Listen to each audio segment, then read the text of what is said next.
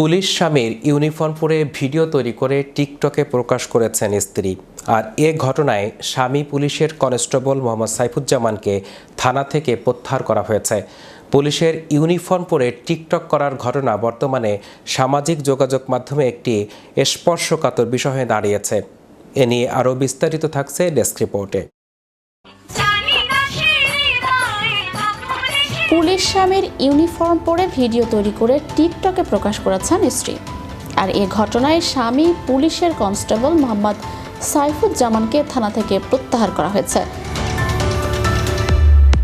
পুলিশের ইউনিফর্ম পরে টিকটক করার ঘটনা বর্তমানে সামাজিক যোগাযোগ মাধ্যমে একটি স্পর্শকাতর বিষয় হয়ে দাঁড়িয়েছে।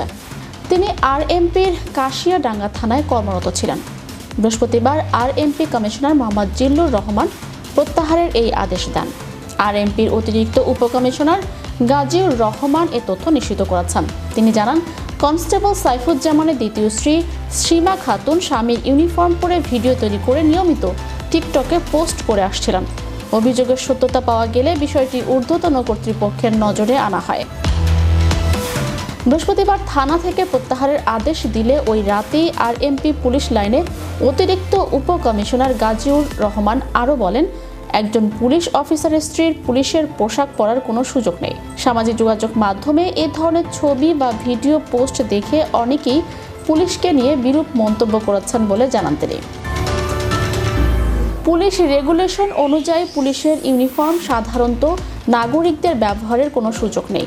এমনকি পুলিশ সদস্যরাও ডিউটি ছাড়া বা অপ্রাসঙ্গিক কোনো বিনোদনমূলক কর্মকাণ্ডে ইউনিফর্ম ব্যবহার করতে পারেন না। পোশাকের পবিত্রতা।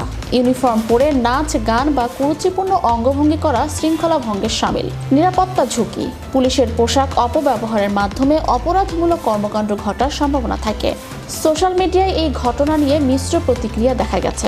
অনেকে বিষয়টিকে নিছক মজা হিসেবে দেখলেও সচেতন নাগরিক সমাজ একে রাষ্ট্রীয় শৃঙ্খলার পরিপন্থী বলে মন্তব্য করেছেন।